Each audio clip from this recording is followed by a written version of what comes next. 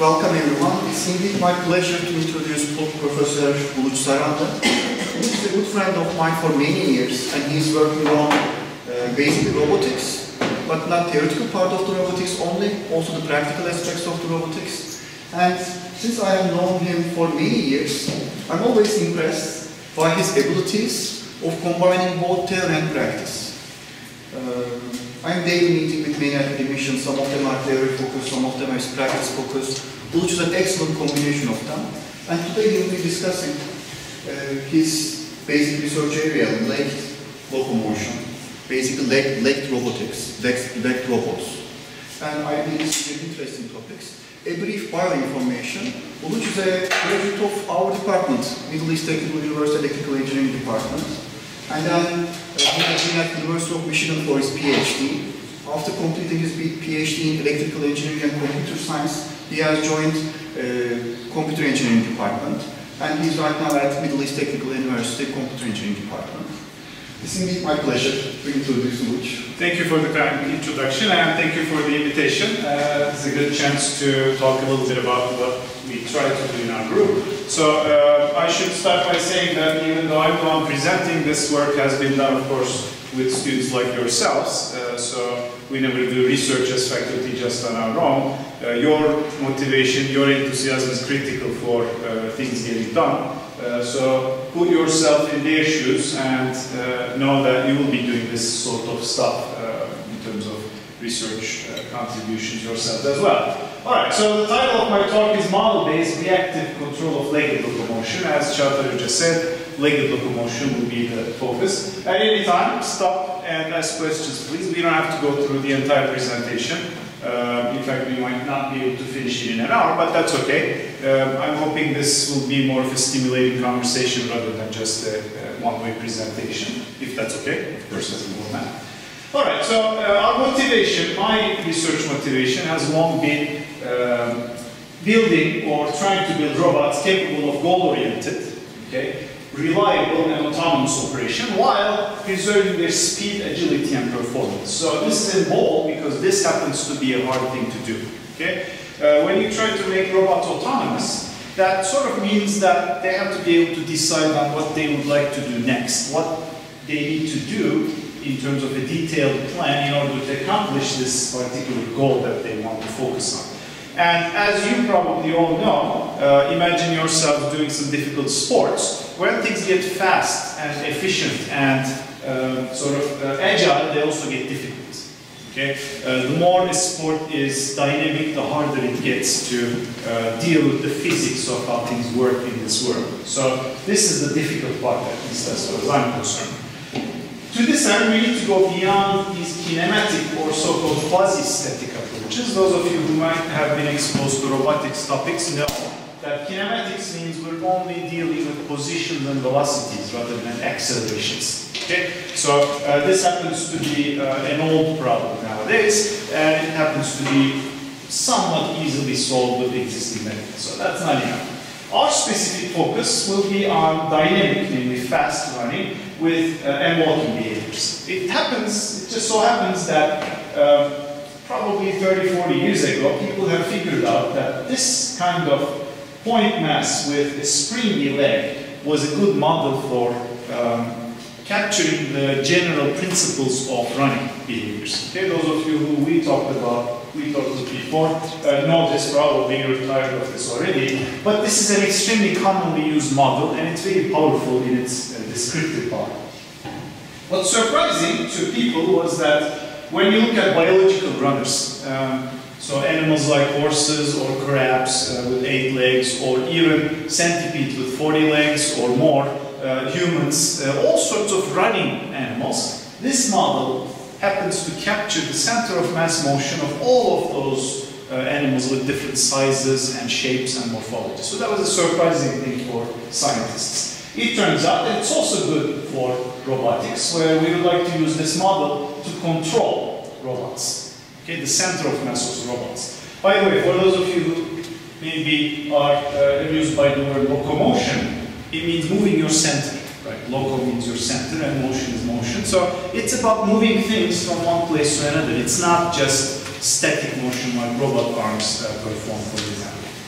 Okay, so that being said, this model is relatively simple, but it happens to be quite difficult to deal with, in fact. Okay? It consists of a point mass, a spring, and then gravity as well. As such, it turns out to be an instance of a three-body problem.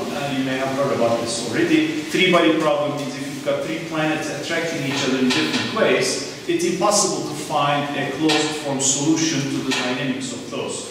Those three bodies could be the Sun, the Earth, and the Moon, for example.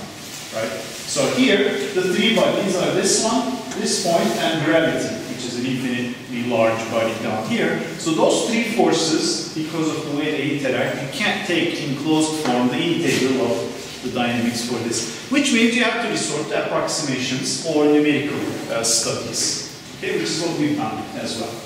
Now, when you look at this model, the model seems simple, but running with this model is interesting. It goes through two phases. One's called flight, when all of your legs are not touching the ground, and one where your leg is in contact with the ground and applying some force to it. Controlling this system happens with what you do during your ground contact with your leg, which gives or takes away energy from your kinetic energy from your body. Okay, that's how you achieve locomotion. For example, if you're trying to run and then jump, at the last step you will be feeding lots of energy into your body, or if you're trying to stop in a single step, you're absorbing energy from that system. This is one. The other one is redirecting the energy towards upwards or forwards. That's what people do when they run a long jump, for example. They've got some kinetic energy that they want to shape in such a way that you jump the longest. Okay, this is how locomotion looks like with this platform. Okay, this is where the stance phase happens, contact with the ground. This is where the flight phase happens. Okay, in general, for humans, of course, the flight phase is very short, right? You don't just fly for half of your running time, but despite being short, it's still there. Running is characterized by you being in midair without any contact with the ground whatsoever. Okay, any questions so far? All right, the first question we asked with our students was, can we accurately and efficiently describe the effects of a single step on the system state? In fact, this stuff was what we've done with METU when he was also a student in this department. And then from then on, we went over a bunch of progress points. Okay, there has been a bunch of work before that, of course, including more recent ones. And we've done some more recent improvements. These are some publications. They are posted on our publication pages. I'm going to talk about some of this stuff here in this talk. So this is an area that people have been working on. Now the key point here is that these have to be approximations because there is no exact solution. Of course there is a solution, but we can't write it in closed form like sines and cosines and other analytic functions. Our improvements here, this is all work we've done with our group, introduce better and better approximations which do a better job of taking you from one step to the next, being able to write down a predictive equation for what's going to happen as a function of your control inputs. Okay? If you've been exposed to control theory, you know that one of the first steps you have to go through is model your system, right?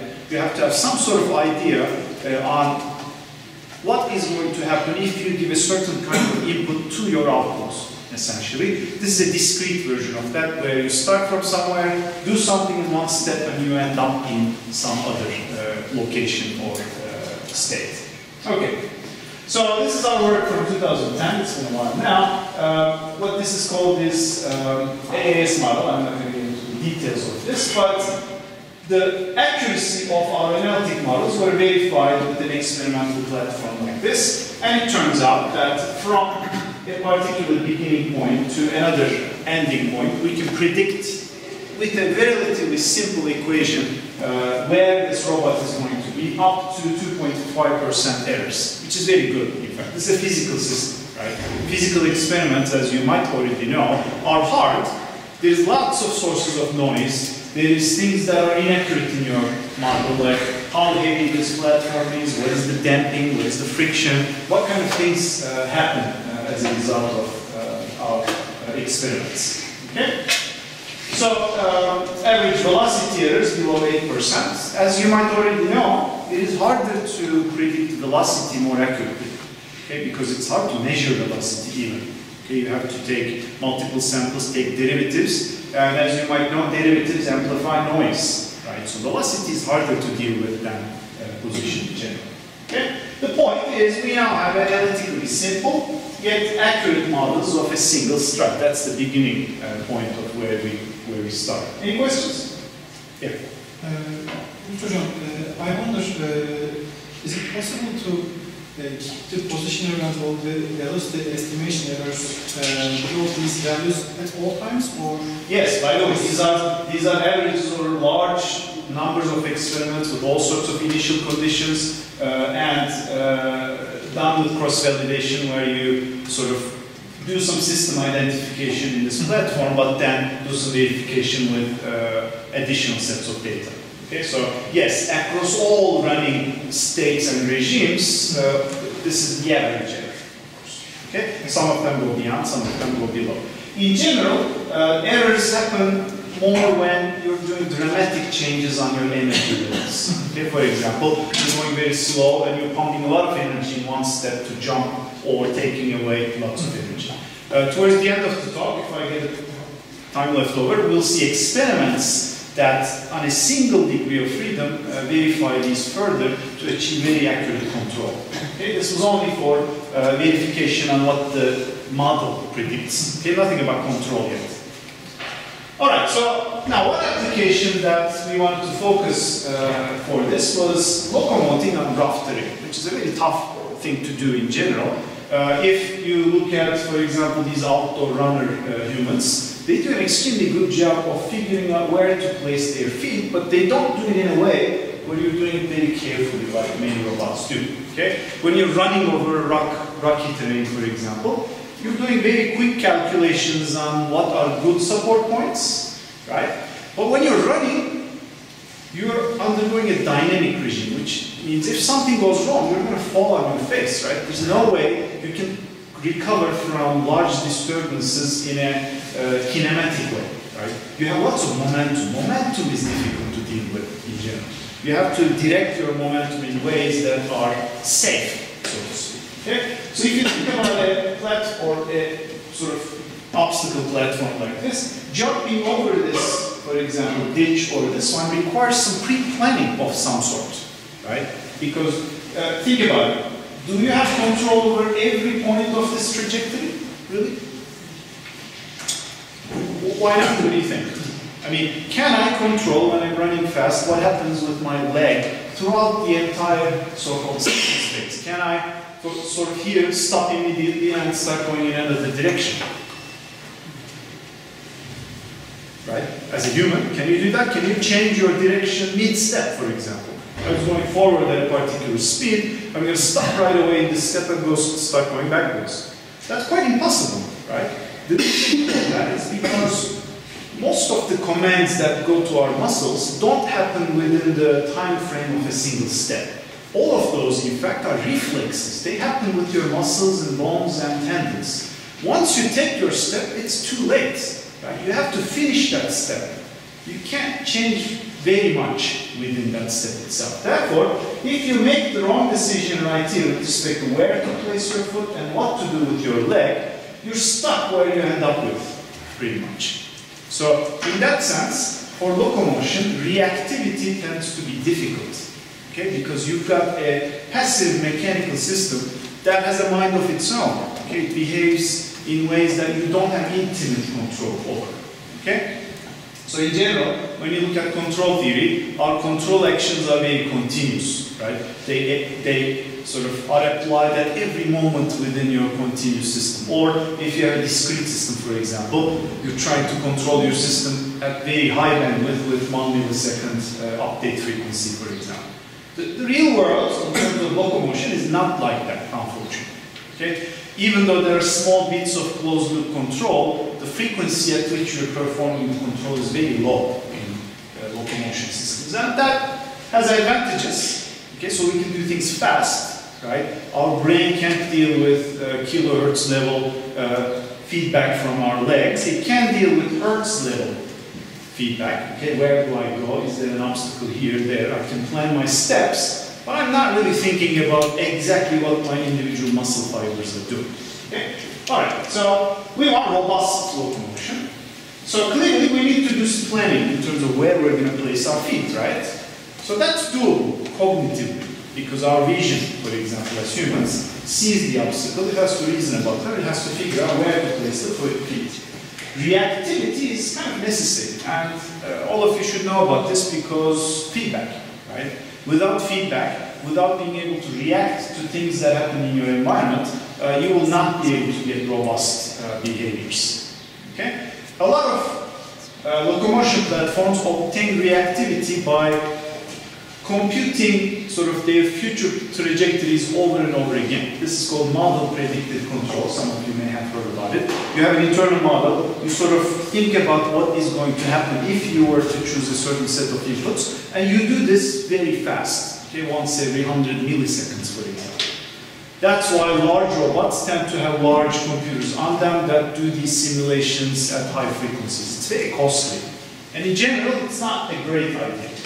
We also want scalability. This is more the computer science of things, side of things. Namely, if I look at a particular rough terrain, right, figuring out my footsteps should not be like NP hard or computationally extremely complex, so you would not be able to deal with it in real time. Okay? So these are some goals that we want to have. The problem is, how do you combine the single step control that we talked about, right? Single step model, with this picture of higher level behavior, footstep planning somehow. Okay, that's a difficult problem that hasn't been solved so far. Okay, there are ideas and results, of course. Now, one principle that comes from my advisor and his students early on is called sequential composition. If you think about it, this really is, namely, running is a compositional behavior. Composition means you're patching together things that already exist to obtain a larger thing. Parallel composition would mean you're using two things in parallel. Sequential means I'm taking one step and then another step, for example. Okay? So this sequential composition idea has been used to implement the following solution. Now, those of you who know about nonlinear control may have heard about Lyapunov functions, maybe. It's used to characterize the stability of systems, in general, nonlinear systems. Okay, if you've got a nonlinear system that has a single so-called fixed point, right, where if you get to that point you stay there in terms of the differential equation. One question is it possible to get there in an asymptotic fashion from everywhere in my state space? This is a stability question. Okay? One way of doing that is to construct what's called the Lyapunov function, whose minimum is at that point. Okay? And all trajectories of your system should be such that their time derivative is negative. So if you have a universally positive thing and if the derivative of it is negative, you're of course going to reach zero at some point under certain conditions, of course. Okay? Another view in which this is used is to construct controllers that will get you to that desired point. This is the central goal of control theory, of course, right? Get to where you want in a guaranteed fashion from places that you know you're going to be, right? In order to do that, you can artificially construct such a function. It's called the potential field. Okay? This can be used to force you to go to that point. For instance, if you're in a mountainous area and you want to get to the bottom of that mountainous area, what would be the policy that you do? Minimize the potential. Right, and turn towards the sort of negative gradient, which is the steepest direction in which the function is going down, and then follow that gradient. Eventually, you'll reach a bottom, single local bottom, of course. If we ensure that there is only a single global bottom point, you'll get there. This comes up over and over again in optimization, in nonlinear control, stuff like that, all over the place. Now, it's notoriously hard to build this function. Look, what do you think the function is in terms of x, y? Can you come up with a function that looks like this? Maybe, but it would be kind of hard to come up with a single f of x, y that will look like that. Okay? In contrast, one thing you can do, as you might see from this picture, is to construct this little gray area as a union of little so-called funnels. Okay, so if the picture would be as follows. If you let a single ball fall right here, it's going to find its way to the bottom, right? Now, if you let a ball fall from here, it will first fall onto this funnel, get there, fall onto this funnel, get here, fall onto this funnel, get here, all the way to your goal point, which is identical with the other one. So it's a sequence of smaller controllers now. Now, is it easy to construct a funnel? Do you all understand what a funnel means? It's winning, right? That's what you see over there. Is it functionally easy to construct this? Yes, it's a quadratic-ish or some nice circular function that's quite easy to write down in terms of x and y coordinates, for instance. Okay? That's the idea behind sequential composition. Namely, in order to get from all this gray region to this single point in a guaranteed fashion, what is the set of these funnels I need to come up with, and what is their ordering? Okay, what order should they be in? Okay, if you screw up the order, that's not good, right? The order has to be also consistent. If this happened to be below that, I wouldn't get the same result. Okay, you would fall in some other way. So that's the general idea behind sequential composition. It's oldish, so it's like, what, 20 years old now. But it's been behind a lot of ideas. In fact, the latest videos you see from Boston Dynamics spot robots, they use sequential composition. Okay? Most of you may have seen the video where it tries to open the door and then fails, it tries again. Okay? The robustness of this picture comes when you disturb the ball. Okay? If while the ball is falling, I kick it to some other place, it goes back to one of the previous funnels and starts falling back again. So there's a guarantee against disturbances, large disturbances in fact. Okay? Any one of these is not robust against a very large disturbance, right? If I kick it and it goes sort of outside this little funnel, this can't work any longer. If it were alone. It's not alone though. The ball then will be in some other funnel, so it will find its way back. If I kick it, it will find its way back again.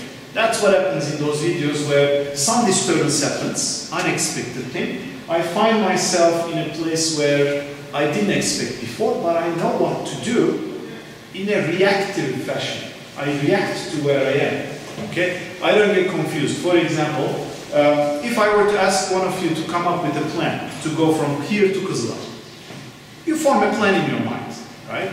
Then I put you to sleep and then put you to Mamak, for example. Could you be able to execute the exact same plan?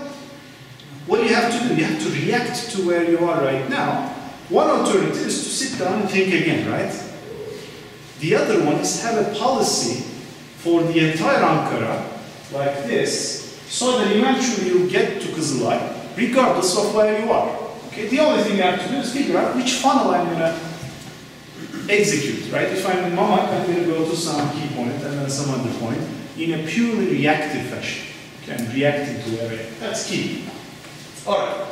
Now, this is hard to do for locomotion. This is for continuous systems, by the way. Okay? Remember I talked about a ball, it's a continuous dynamical system. One of our contributions has been to apply this to a discrete system, like the one where you go from one stride to the next. Okay? We have a bunch of definitions. This is a paper from 2012 with Ömer. In fact, he did present here a bunch of weeks ago as well. He was also a student who worked with us back then. Okay, the idea is to define a domain like the top part of the funnel, right? That's called a domain because if you are anywhere inside that top part, you're guaranteed to get to the bottom, right? Eventually. So this is called our domain. It's defined as blah, blah, blah. I'm not going to go to those details. And then what's called a feasible goal. Any point in here can be a candidate for the bottom of the funnel. Okay? So this is sort of like a parametric funnel. Where I have a single top and then a bottom that I can move around in this top. Okay, those are called feasible.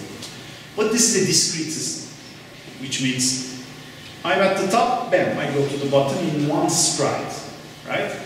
Now, how do I compute this and this, you think? We did have a model for what happens through here, right? Analytic approximations, which means I have a relatively simple equation that given my state in here, is going to give me my state over there. That's this thing over there. It's called an apex. Here to here, apex is the highest point of your stride. Apex map your initial state and your final state. Okay, so you take a bunch of initial conditions, you map them to your final conditions, and take an intersection to figure out what is the set of points to which I'm guaranteed to be able to go. Okay, so in terms of being able to picture this, imagine yourself being in one of the many set of points, right? Now I would like you to characterize what is the set of points you're guaranteed to be able to go in one step by properly adjusting your leg. Okay, leg angle or the thrust that you give or various control inputs that you might have. Okay, this might be a little sort of hard to grasp technically, just because you've been exposed to it right now, not because it's fundamentally hard. But the intuition is like that. Okay, I've got a set of places I'm allowed to be in. What are the set of places I'm guaranteed to be able to go in one step? Okay, just remember that. Any questions? All right, if I know that, right, so by the way, this also happens to be, despite the analytical map that we found, this happens to be difficult to formulate in an analytic fashion. So if I give you a set here, you can't write down this set in closed form. Okay, it just happens to be possible, but you know, not difficult. It's like taking integrals, essentially. It's exactly like taking integrals. It's hard to do. So we came up with this idea of what's called a ball hopper, an even more simplified version of this hopping. The ball hopper works like this. So this is your flight phase when you're falling from the air. This is your touchdown moment. We chose to summarize what happens during the stride with 3 numbers. Right? One is how much energy you give. Right? That's called K. The other one is how do you change the vector for your velocity? Do you jump up or do you jump forward? For example, if I place my leg very far away, I'm going to be jumping up. That's what basketball players do when they run and then they jump really high to do, let's say, to score, for example, right? And the third parameter is how far away you go in your horizontal displacement. Okay, this is a function of how soft your leg is. So, for example, if my leg is very soft, then I go through a large horizontal motion. If it's very hard, then I'm just jumping, so this skipping behavior where the horizontal motion is very, very small. So those 3 happen to be individually controllable. Okay, 3 parameters. There is a very close correspondence between these 2, except this happens to be really simple. Okay, this is like a discrete jump, which means it's a simple matrix multiplication that we perform on our state.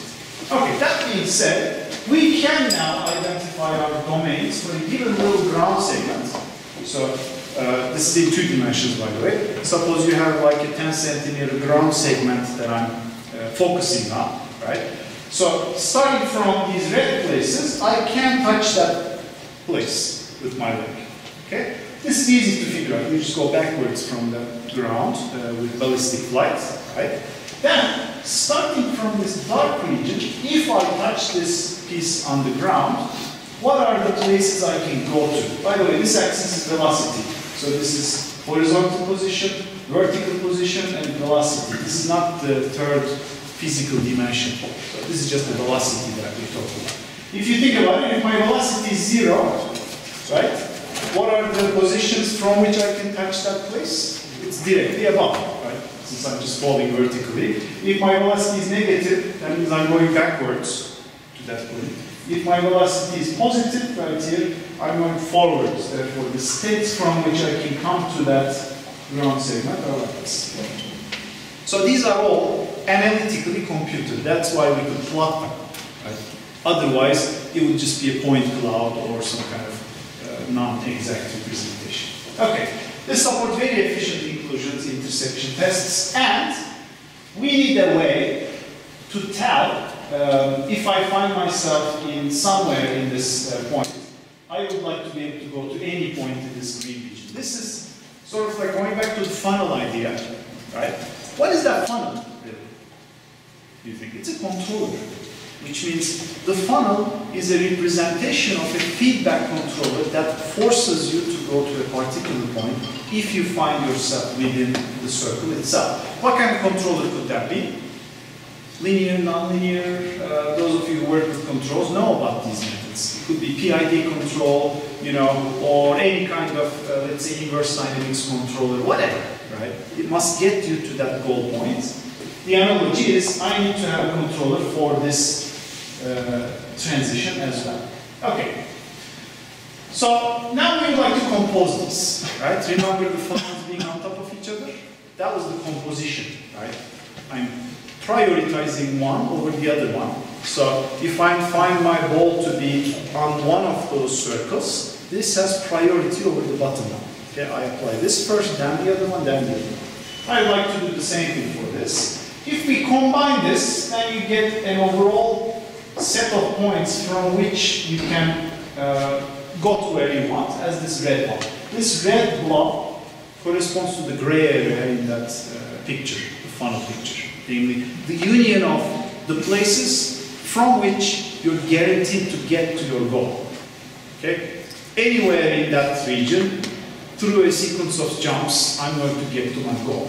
This is the set of possible goals I can go for. And it's up to me where to choose. This is use input. I'm going to give the system anywhere a goal inside this green region. And if I happen to find myself anywhere in these red regions, I'm going to be guaranteed to go there. Okay, that's a good setup, in fact. Remember what was our original motivation? Anybody remember the first slide? Goal-oriented, right? Robust controller for leg locomotion. So that's where the goal-oriented comes from. The only thing as a human, I tell my robot is go there. Okay? Then, of course, I tell it what the ground looks like. Then it, in an automated fashion, composes a control policy for this complicated, discrete, hybrid environment. Okay? In the form of the following. If you find yourself somewhere, this is what you're going to do. If you follow that policy, you're guaranteed to get to your goal. This is a very strong kind of idea. Okay, composition and some of the details I'm going to skip.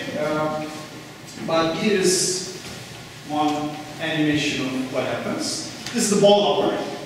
Okay? It finds itself in some state, and at every apex, it makes a decision as to what to do within a single stride. Okay, let's watch that again. See? Watch. There you go. Okay.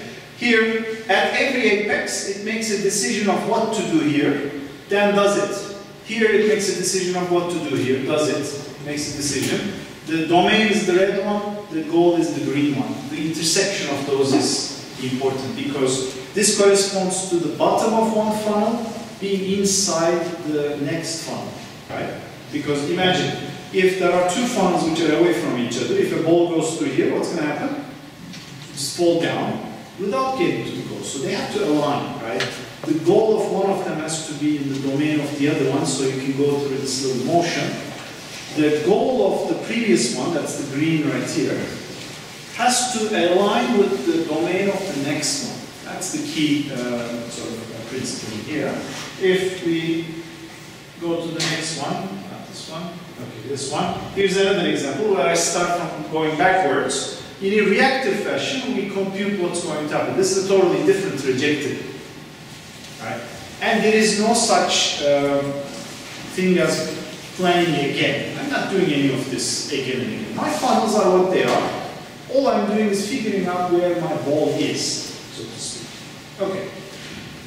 Now, the performance under noise is interesting to look at because remember that was our goal, robustness against disturbances. So, if you do offline planning, like my Kızılay example, okay, from here to Kızılay, your offline map involves getting through this door and then going through some steps and doing some other things, right? Suppose I close my eyes, once I did that plan, and execute it blindly, right? I'm walking through, one of you pushes me.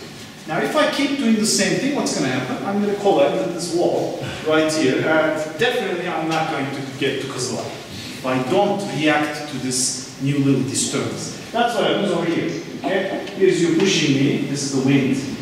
Okay, wind pushing me in this direction, so I'm deviating from what I thought was going to happen, and then I fall into this ditch. Okay. In contrast, the reactive version, right here, does some adjustments, uses this little point to jump to the other one and keep going. Right. This plan, in terms of what happens at every step, is different than when it was before. But it didn't involve me sitting down and thinking, okay, now that Çağatay has pushed me, what am I going to do in order to get to Kızılay? That's not what I'm going to do. I already have a plan in place for every possible thing that might happen to me.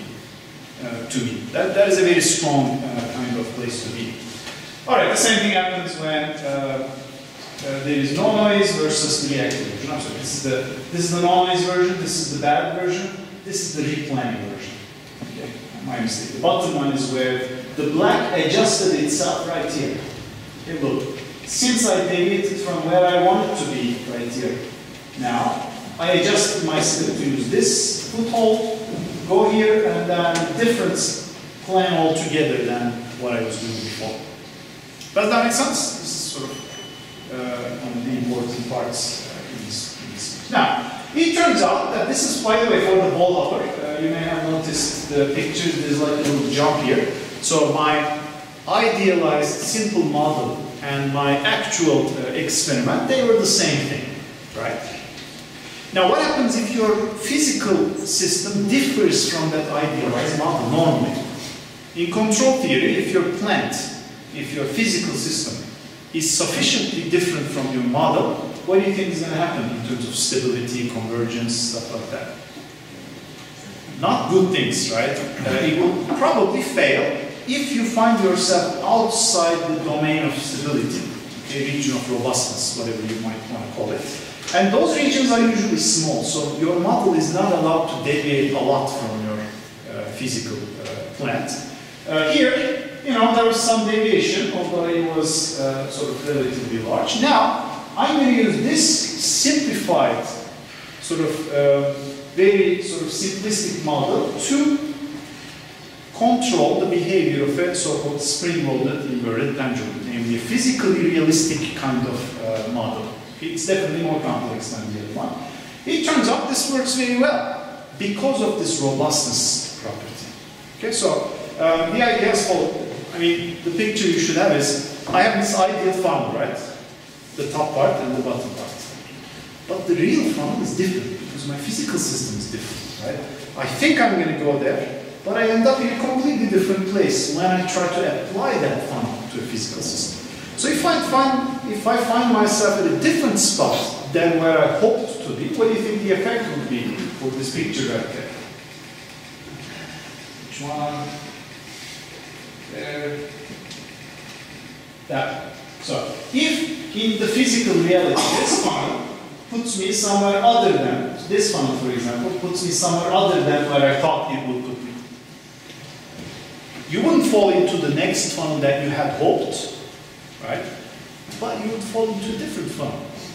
Just using that different funnel, you would still get to the bottom of it, essentially, right? So you get robustness in a global scale, right? No matter what happens, unless you fall outside this big gray region, you're guaranteed to get to your goal, always, right?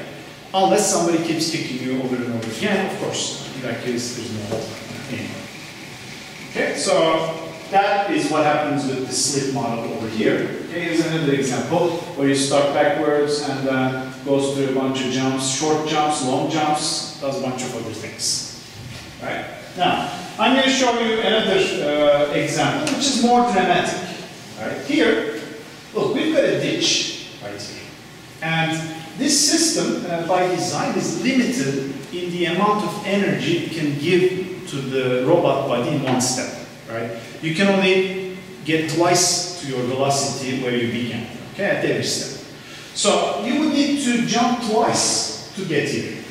In fact, twice might not be enough, right? Your friction might compensate you, so you can never jump this high. You would need to go back, jump here, and then do a bunch of dances in order to get through the surface. This sounds very deliberate, right? It doesn't really feel like it's reactive. Right? I mean, even as a human, you have to sit down and think, okay, I'm going to do this, I'm going to do that, and this kind of thing needs to happen. Then you'll try to run, you'll fail, maybe you'll do some replanning. So even for us, this is kind of a hard problem. But what I'm going to show you is a truly reactive policy that just came out from the method that we described, that behaves in a way that looks very deliberate. It goes back like this first, completely out of goal, right? Goes back first, then forward. Here it will slow down a little bit, then accelerate just to adjust its own steps. All of this happens reactively, right? And in a way where we're using a plan that was generated for the ball hopper. It's like a simple, sort of completely idealistic model of what the robot is supposed to be doing. So we're making mistakes pretty much at every step here, right? Because my ball hopper thought I was going to go there. I took my step, I'm in a different place now than what I predicted. What am I going to do? Look up, figure out where am I and watch which funnel I apply that step. In a purely reactive fashion. Okay? There is no replanning, there is no looking ahead, there is no model prediction of any kind. Okay? Blind. Alright. So this is good. This is deliberate behavior from full reactive control. This happens to be provably correct up to the discrepancy between the models. Right? There's like a tolerance of how much you're allowed to deviate from your model. Okay. Any questions so far? Now, I mean, I could even stop here, but I'm going to keep going a little more since we're getting close to running out of time. So we'll stop wherever we can get to. I wonder, do we need to model the environment for each domain? For example, for a random domain or terrain? So define domain. I mean the obstacles. Here, yes, there's a prerequisite of knowing the terrain beforehand. But there are ways around that. So in general, nowadays we've got laser range scanners, for example. One thing you could do is scan ahead, right? And keep extending this policy. This is in fact an open problem that we will work on. Namely, rather than having the entire surface knowledge, you have some prior, some reasonable length, and then you keep measuring as you run. You can append to this little policy, this little funnels. It's as if, as I fall through the funnels, I'm adding new funnels at the bottom to get to where I would like to be. So incremental versions of this algorithm can be built, as far as I think. Right? Any other questions? Yeah. I couldn't understand clearly how the funnels intersect with each other and how we can guarantee that. That's by construction. Namely, when you are ordering the funnels, you make it such that they align with each other. And the order of funnels? That comes from an algorithm called sequential composition. I would refer you to the paper associated with that method. Okay? There's a particular way in which you go from the goal backwards, putting funnels on top of each other. It's called back chaining. So one could look it up. If there is a time constraint to reach the target. Right, this doesn't address time performance at all. This addresses guarantees of getting to your goal, which usually, in my opinion, sometimes is more important for locomotion than getting to where you want in the most efficient way. When you're running through the forest, right, I don't care that much about the couple of seconds I'm going to save by taking or not taking that step. I'm more concerned about not falling, right, into the ditch or into the ravine or some other places. Okay, so is this practical? Now, the problem here is that the control authority required over a single step is a little unrealistic for that platform. Right? It requires us to sort of control horizontal, vertical positions plus forward velocity. 3 degrees of control authority are required to be able to do that. In general, existing runners only have 2. Okay? They can only control the leg angle, right? That's when you decide on what angle to put your leg in before you collide with the ground. The other one is how hard you push from the ground. Okay? You don't usually, in the robots that have been built, control how soft your leg is. That's a difficult thing to do. So-called physically tunable stiffness is a hard thing to implement. Okay? When you buy a spring, the stiffness of the spring can change. It's fixed, right? How do you change the mechanical stiffness of a spring? different material or temperature, but the variation is very small, that really won't make that much difference. So usually people use two springs, both of which are extended or compressed to get different stiffnesses, but they have to be nonlinear springs. There's all sorts of problems in trying to do that. Okay.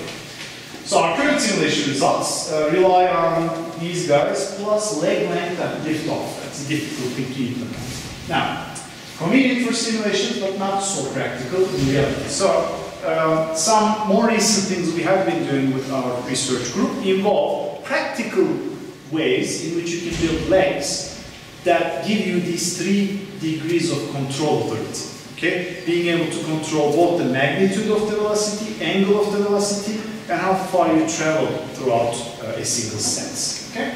One way to do that is called series elastic actuation. Many previous platforms, this is Mark Raven, who's the owner of Approximations, by the way. This is where he came from, in MIT Lake Lab in the 1980s. This is another platform called, in Canada, ARL1. This is Atrias, one of the more recent biped robots as well. They all use what's called series elastic actuation. Namely, they have a spring right here. In series with it, they have a position control motor, linear motor. Okay? So you can push on your spring in series, right? If you push on the spring, what happens to the spring in general? It compresses, which means it pushes you further and harder in a way. That's close to how humans' muscles work. Okay? In human muscles, the spring is your tendon. For example, the Achilles tendon. It's a very elastic thing, right? As we get older, it gets less elastic, but it's very elastic. Your muscle is the motor. It contracts, pulls the Achilles tendon, then that energy gets transferred to your body eventually. Okay? You may see runners without feet, right? With amputated legs. They put these large springs. Their series motor is the hip and the knee, and their spring is that big sort of metal or carbon fiber part. Okay? So this is commonly used. It happens to be relatively easier to build, right? Because we're engineers, we can build stuff, so it doesn't really work to come up with these idealized notions of mathematical structures that can be built. For now, at least. So this is direct regulation of spring rest length, essentially. It allows force control as well. This is not just for legged locomotion. There are these series elastic actuators that enable high bandwidth control of force, for example. This has been proposed in other parts of robotics in the future for a while. Unfortunately, this doesn't allow direct use of analytic tools. Suddenly, by adding motor there, we just destroyed our chances of using the analytic approximations we had for this platform. Okay? So we proposed a bunch of other ideas that I'm going to skip, unfortunately. Okay, I'll show some videos on how we implemented this in our lab with the platform, like that, okay, to achieve accurate deadbeat control. By the way, deadbeat control means trying to control the state of your system in one shot, okay, one step. Right? Deadbeat technically, I think, means having eigenvalues, 0 eigenvalues for discrete systems, for example, where you reject disturbances in one step. Okay, so if you encounter a single disturbance, then it's rejected in one shot, in one step. It happens to be not a great idea in practice, but when you combine it with other approaches, feedback approaches, it tends to work very well. Here, what we're trying to do is the following. We're trying to align our touchdowns, where our leg hits the ground, with particular desired outcomes. The red circles are the desired timings. Suppose I'm trying to do this with my legs, namely collide with the ground at particular times. It's a difficult thing to do, right? Perfect synchrony with some desired type of thing. Since you've got the dynamics, right? Do we have any control when this thing is in the air? 0. So can I control when I touch down once I'm in the air? It's done by them, right? You're flying, there's nothing you can do. So you must do what you need to do in the previous step by giving the sufficient amount of energy so that you collide with the rest. This corresponds to trying to run very fast, for example. You've got to be able to, even then, you have full control of your muscles, right? It's more like juggling, where you let go of a ball and then the time at which it falls is completely out of your control. Okay? So it turns out we can do this. Look, these guys align extremely well. We can achieve timing errors of less than 5%, which is quite good in fact. Okay? So this video should illustrate that. I think there's sound. Yes. It's 5% of good. 5% of the time durations that so the desired, with respect to the desired time. Okay, if this works, let's see. Does it?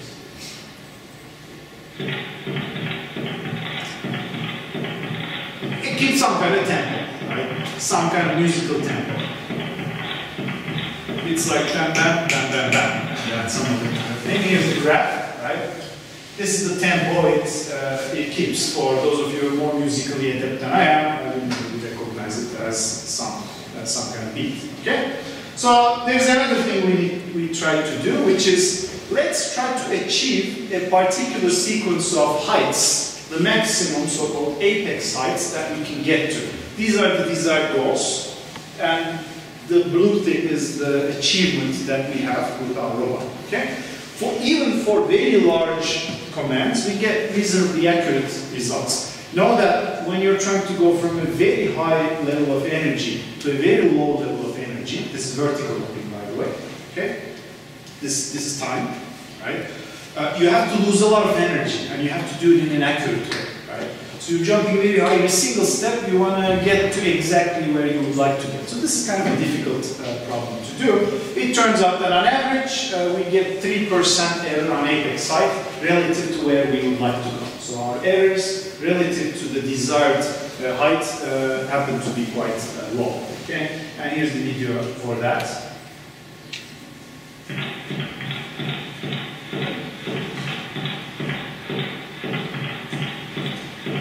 Okay, so by the way, this platform, just going back, consists of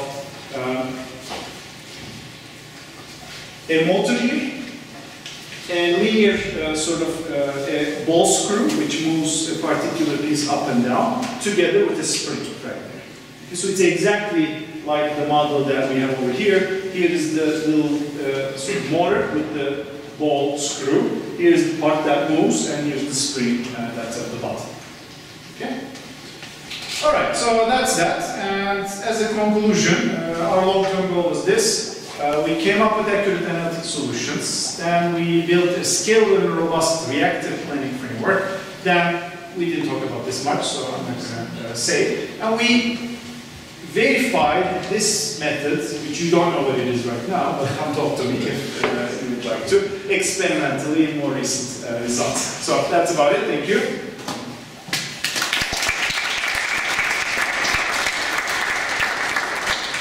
Thank you very much, Uluç. Any questions to Uluç Hocam? Well, we have learned so much. We have learned about models, we have learned about modeling, we have learned about practice, we have learned about technique control. There must be some questions. But let's wait for students first. Yeah. Okay. Any questions from students? Some robotics students are in the audience? Yes, from Deutsch. These questions must be a bit silly, but I'm an electromagnetic researcher, and error is always the number one priority and the only constraint we are taking a peek. What is the error percentage in average which is acceptable? That's a very good question. So, in fact, I would say that this reactive planning framework increases the tolerable accuracy, because if you make a mistake, there is a higher level controller that takes over and compensates for what would have happened if that level of large error were to be observed. So in my opinion, level robotics is very hard in the sense that there's surface, right? We don't know much about surface contact in the large scale. There are no physical models that are perfectly accurate for contact. Okay? Given that, it is inevitable that there's going to be large errors in how we run, for example. So at some level, we need mechanisms to tolerate that kind of largish disturbances. Toppling, for example, or tripping over something, that's a very large disturbance. Do we humans care much about tripping? When you trip, you do something and recover and keep running, pretty much, right? So this is less about, so that's why in fact the computer engineering and the control theory side have to merge, because there is the algorithmic side of, in order to recover from a trip, what do I need to do algorithmically, right? Control theory focuses on, you know, I know a single continuous system, let me stabilize that to a particular point up to this much accuracy, let me set up everything right so I get minimum amount of errors. That does not work in the forest, unfortunately, okay? Regardless of how much I want, I can't really exactly measure the ground. There might be a rock which gives under my weight, for example, impossible to predict. We need mechanisms to recover from those, right? So that would be my answer. So, but I didn't really answer it, so acceptable is whatever works situation. Remember, locomotion is such that my goal is not to, up to a micron accuracy, get to where I want. My goal is to get to approximately where I want without failing. And with reasonable performance, of course, energetically, which is part of what we're focusing on these days. Namely, don't waste crazy amount of power while trying to implement this mechanism of regulation. My understanding is that these are, as if like it's the first step of a child. It doesn't matter whether he's going fast or slow. He shouldn't fall. Child shouldn't fall. That is the whole idea. But even for us, even for runners, outdoor runners, for example, really sort of strong athletes who do 100-kilometer runs, they don't care about accuracy, right? They care about efficiency. They care about efficiency because you're going to run for like 10 hours or more. And they care about not falling, because that's catastrophic. Your goal will definitely fail. So not just the child, which you're correct with respect to accurate locomotion, but also for us, right? In going from here to my office, I don't really care about, as long as it works. As long as it works.